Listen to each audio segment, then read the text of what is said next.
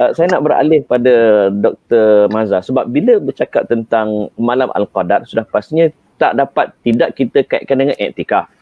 Dan bila sembang pasal iktikaf, kita akan sembang mesti beriktikaf di masjid. Sekarang ni PKP usahakan iktikaf kan. Sembahyang jemaah pun tak boleh lagi. Sembahyang jemaah pun masih lagi banyak perbezaan pendapat. Ni iktikaf apatah lagi. So macam mana? Termasuk wanita yang uzur, Dr. Mazhar. Okay, terima kasih saudara Amin dan sidang penonton sekalian. Yang pertamanya, kita tahu bahawasanya kita menghadapi satu keadaan yang berbeza daripada apa yang sebelum ini. Tetapi saya mengajak untuk kita semua melihat kepada keluasan rahmat Allah Subhanahu Wa Taala di dalam membahagi-bahagikan pahala kepada hamba-hambanya. Nabi SAW dalam hadis yang diriwayatkan oleh Imam Al-Bukhari dan selainnya, baginda SAW menyebut, inna bil madinati aqwaman ma sirtu masiratan wa la qata'tu wadiyan illa kanu ma'akum. Nabi kata tak ada di Madinah itu ada kaum-kaum yang kamu tak melalui satu perjalanan merentas satu lembah melainkan mereka bersama dengan kamu. Yang ini dalam peperangan. Jadi sahabat tanya, ya Rasulullah, wahum bil Madinah, mereka tu di Madinah. Nabi kata wahum bil Madinah habasahumul uzur, mereka tidak dapat disebabkan kerana keuzuran. Maksudnya oleh kerana ada keuzuran tetapi azam mereka nak menyertai Nabi SAW, mereka mendapat pahala bersama dengan Nabi SAW. Dan ini ada banyak riwayat-riwayat dalam hal seperti ini. Orang-orang yang selalu melakukan i'tikaf, kita percaya mudah-mudahan Allah tetap memberikan pahala i'tikafnya pada tahun ini. Kerana kalau tidak kerana apa yang ada, dia tetap akan ada di masjid pada 10 malam yang akhir ini. Jadi di tempatnya di masjid. Kerana Allah Subhanahu Wa Taala rahmatnya lebih luas dalam hal ini daripada sangkaan-sangkaan kita. Sebab itu saya suka kepada sisi yang dibawa oleh Al-Imam Al-Ghazali rahimahullah apabila beliau menulis Ihya Ulumuddin. Kerana agama itu bukan saja soal perukunan ataupun soal hukum hakam fiqhiyah, tetapi soal melihat maksud menghidupkan agama.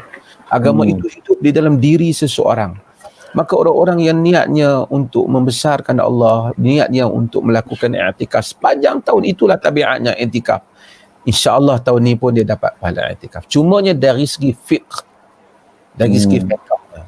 Dari segi fiqhnya macam mana kita nak mengendalikan suasana yang ada.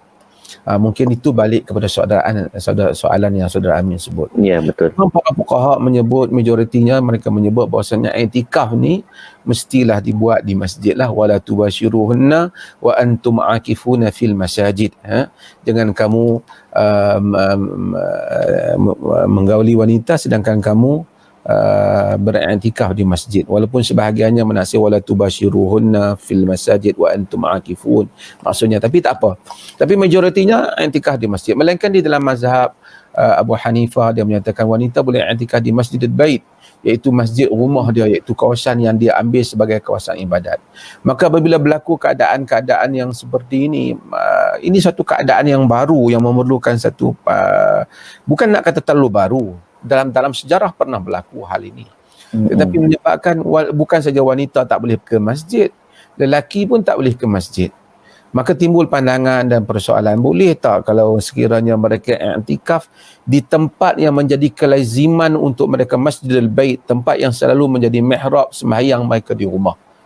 Jadi di kalangan para ulama, saya dengar dan beberapa ceramah di antarabangsa ni, Syekh Hasan Dadu dan seumpamanya, mereka menyatakan boleh macam ni dalam keadaan ini.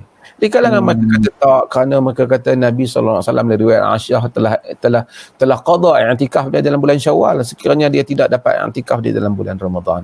Dan ini berbeza pandangan dan seumpamanya. Yang pentingnya ialah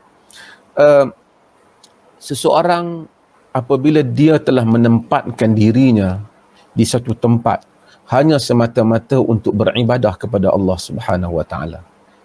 Saya secara peribadi percaya tentu baginya satu pahala yang besar. Kalaupun tidak ada fadilat duduk dalam masjid, dia ada fadilat bersendirian, beruzlah untuk beribadat kepada Allah Subhanahu Wa Taala.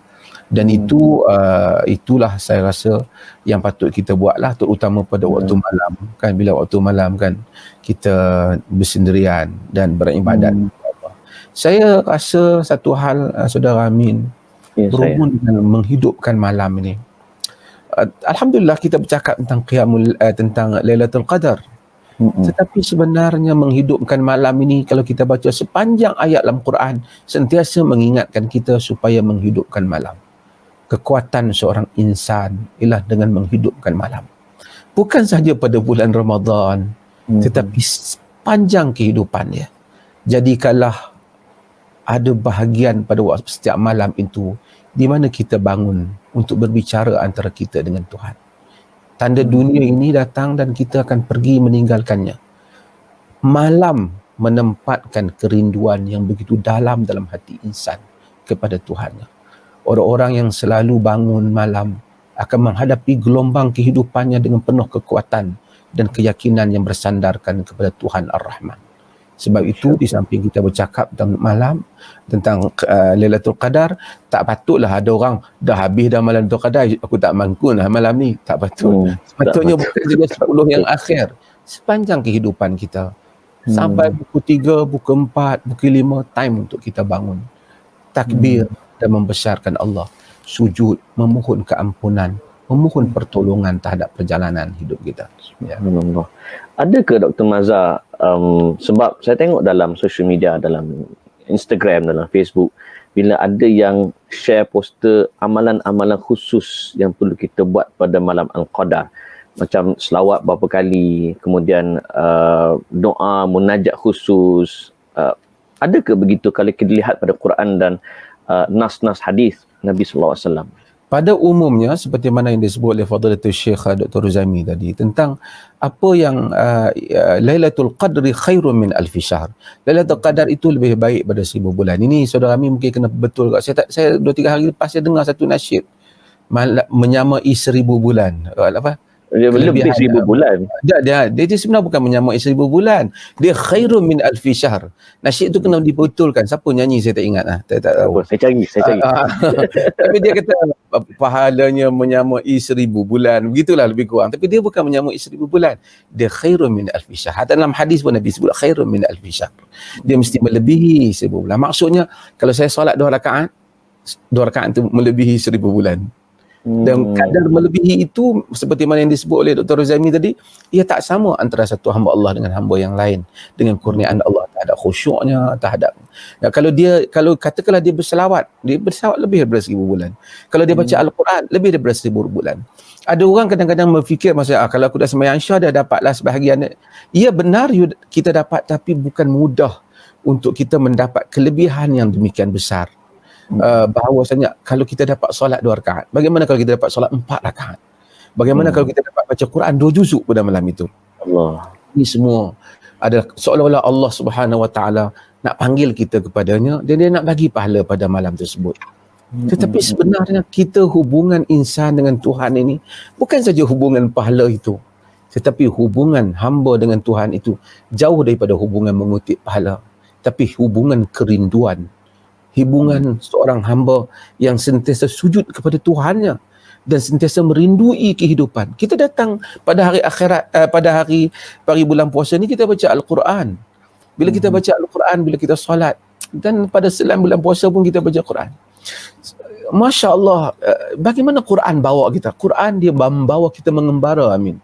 Ia membawa kita mengembara daripada alam dunia ke langit, ke bintang. Dia bawa kita ke akhirat, dia bawa kita ke syurga, dia bawa kita ke neraka, dia bawa kita kepada Nuh, dia bawa kita kepada Ibrahim, dia bawa kita kepada Musa. Dalam satu malam kita mengembara dengan alam yang begitu luas. Sehingga kadang-kadang kita merasakan, lama sangat aku nak duduk di dunia ni kah? Aku ingin terbara ni, aku ingin meninggalkan ini semua. Ini adalah dunia adalah keletihan. Siapapun kita dan apapun yang kita. Sebab itu maka Allah Subhanahu Wa Taala memberikan supaya kita rindu untuk kepadanya. Datang. Aku nak bagi pahala kepada kau. Aku nak memberikan tawaran yang baik, syurga yang indah. Sebab itu lebih daripada menghitung-hitung seperti ilmu hisab, berapa aku dapat, seumpamanya Tetapi seperti mana yang Nabi dalam hadis yang semua kita baca, kata Nabi itu apa idza dakhala al-ashru, apabila masuknya 10, apa baginda buat, syadda mi'zarahu wa ahya lailahu wa ayqadha ahlahu. Jadi baginda Ikat kain. mengikat kain. Maksudnya berbagai penafsiran yang mungkin yang kuatnya ialah tidak menyetubuhi isterinya, dan kemudian baginda menghidupkan malamnya, mengejutkan isteri. Takkan nak cari satu malam je tengok kat luar kat langit dulu, Lailatul Qadar baru kejut isteri kita. Tak ada macam tu. Baru nak kejut. Tapi suasana subhanallah, oleh kerana Allah ni memang manusia ni dia keluh halua. Jadi bila dia ada peluang ni, dia nak cari keindahan ni. Kita pun ketuk bilik anak-anak kita, dengan segera mereka pun bangun kerana mereka tahu suasana Ramadan. Bila kita dengar setiap bilik anak kita mendengar bacaan ayat Al-Quran, dan si yang nombor 1 bertakbir, nombor 2 untuk kita merasa kita menghidupkan isteri kita, kita tengok bersolat dan kita bersolat. Dan demikian sehingga di kalangan salaf mereka menjadikan bukan saja pada bulan Ramadan, tapi selain pada Ramadan, waktu sekian isteri solat, waktu sekian suami solat, supaya menjadikan malam-malam itu sentiasa dihidupkan oleh kita. Saya bagus semua kita bersemangat dengan Lailatul Qadar, kerana itu memang patut kita lakukan. Tapi hubungan kita bukan hubungan mengira-ngira pahala sahaja, tapi hubungan kita ialah hubungan kita antara Tuhan, hamba Tuhan dengan Tuhan yang Maha Agung. Ya. Masya Allah.